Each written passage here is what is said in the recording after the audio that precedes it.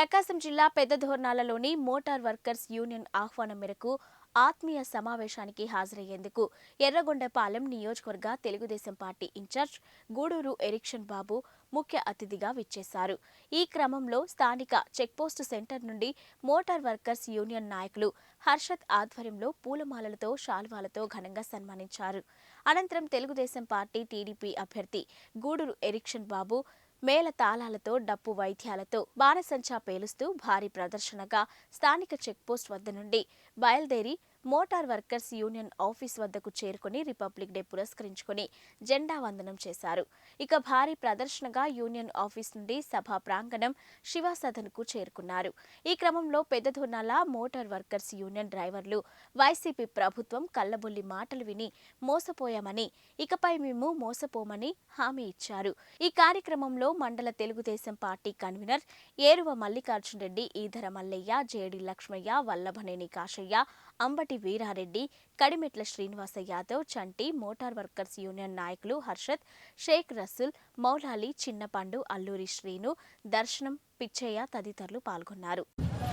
మరి వాళ్ళ కదా నువ్వు అడగాల్సింది తల్లి అని మాట్లాడేటప్పుడు వాళ్ళ అల్లుడు వచ్చాడు. అడిగి నమస్కారం సార్, బాగున్నారంటే బాగున్నాయా, ఎట్లుంది మీ చింతల ప్రాథమిక వైద్య కేంద్రం, మీరు వచ్చి విజిట్ చేశారు కదా సార్, అప్పటి నుంచి మేము జాగ్రత్త పనిచేస్తున్నాము, నీకు ఎప్పుడు ఉద్యోగం వచ్చిందని అడిగాను. 6 సంవత్సరాలు అయింది సార్ అండి. ఏ ప్రభుత్వం అధికారంలో ఉన్నప్పుడు వచ్చింది అడిగాను. చంద్రబాబు నాయుడు గారు తెలుగుదేశం ప్రభుత్వం అధికారంలో ఉన్నప్పుడు వచ్చింది. నీ మేనల్లుడికి ఉద్యోగం ఇచ్చిన ప్రభుత్వం తెలుగుదేశం ప్రభుత్వం, నారా చంద్రబాబు నాయుడు గారు. నువ్వేమో వాళ్ళంతే మీరు కూడా అంతే అని మాట్లాడదమ్మా దయచేసి. ఎప్పుడైనా మనం చేసిన ప్రభుత్వాల్ని, నాయకుల్ని ఖచ్చితంగా మనం అభినందించాలి, అది ఏ పార్టీ అయినా కానీ. ఈరోజు మొన్న గురిజేపల్లి వెళ్ళాం.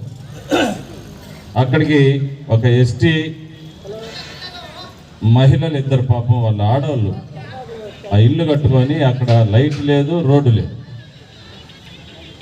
ఆమె ఒకటే చెప్పింది, సార్ మరి వాళ్ళ కదా నువ్వు అడగాల్సింది తల్లి అని మాట్లాడేటప్పుడు వాళ్ళ అల్లుడు వచ్చాడు. అడిగి నమస్కారం సార్, బాగున్నారంటే బాగున్నాయా, ఎట్లుంది మీ చింతల ప్రాథమిక వైద్య కేంద్రం, మీరు వచ్చి విజిట్ చేశారు కదా సార్, అప్పటి నుంచి మేము జాగ్రత్త పనిచేస్తున్నాము, నీకు ఎప్పుడు ఉద్యోగం వచ్చిందని అడిగాను. 6 సంవత్సరాలు అయింది సార్ అండి. ఏ ప్రభుత్వం అధికారంలో ఉన్నప్పుడు వచ్చింది అడిగాను. చంద్రబాబు నాయుడు గారు తెలుగుదేశం ప్రభుత్వం అధికారంలో ఉన్నప్పుడు వచ్చింది. నీ మేనల్లుడికి ఉద్యోగం ఇచ్చిన ప్రభుత్వం తెలుగుదేశం ప్రభుత్వం, నారా చంద్రబాబు నాయుడు గారు. నువ్వేమో వాళ్ళంతే మీరు కూడా అంతే అని మాట్లాడదమ్మా దయచేసి. ఎప్పుడైనా మనం చేసిన ప్రభుత్వాల్ని, నాయకుల్ని ఖచ్చితంగా మనం అభినందించాలి, అది ఏ పార్టీ అయినా కానీ. ఈరోజు మొన్న గురిజేపల్లి వెళ్ళాం. అక్కడికి ఒక ఎస్టీ మహిళలు ఇద్దరు, పాపం వాళ్ళ ఆడవాళ్ళు ఆ ఇల్లు కట్టుకొని అక్కడ లైట్ లేదు, రోడ్డు లేదు.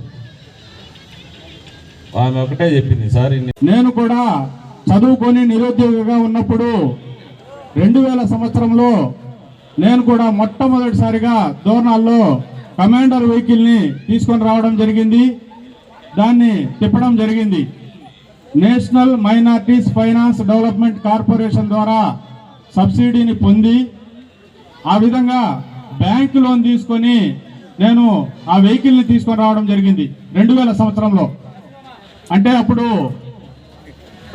కమాండర్ వెహికల్ యొక్క ధర 3,43,000 రూపాయలు.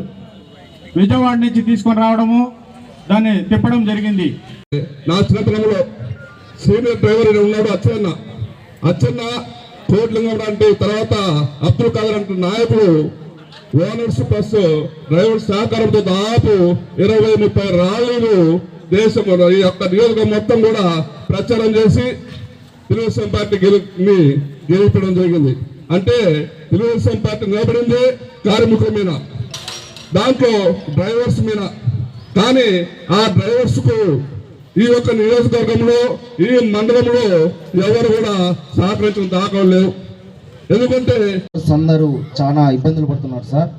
గత వైఎస్ఆర్ పార్టీలో ఎలక్షన్ ముందు డ్రైవర్స్ అందరూ కలిసి సురేష్ గారి కాడికి వెళ్ళడం జరిగింది. అతను కొన్ని హామీలు ఇవ్వడం జరిగింది. డ్రైవర్స్ అందరికీ డ్రైవర్స్ కాలనీ కింద ప్లాట్స్ మీకు ఏర్పాటు చేస్తామని మాట ఇవ్వడం జరిగింది సార్. అందరూ మేము లారీలు వేసుకొని చాలామంది డ్రైవర్స్ అందరినీ తీసుకెళ్ళాము. అక్కడ మీ అందరికీ నేను వచ్చిన వెంటనే డ్రైవర్స్ కాలనీ మీకు అందజేస్తామని చెప్పి అందరికీ చేతిలో చేసి హామీ ఇవ్వడం జరిగింది. కానీ ప్రభుత్వం వచ్చిన 4.5 సంవత్సరం తర్వాత కానీ ఇప్పటి వరకు డ్రైవర్ల గురించి పట్టించుకునేటోళ్ళు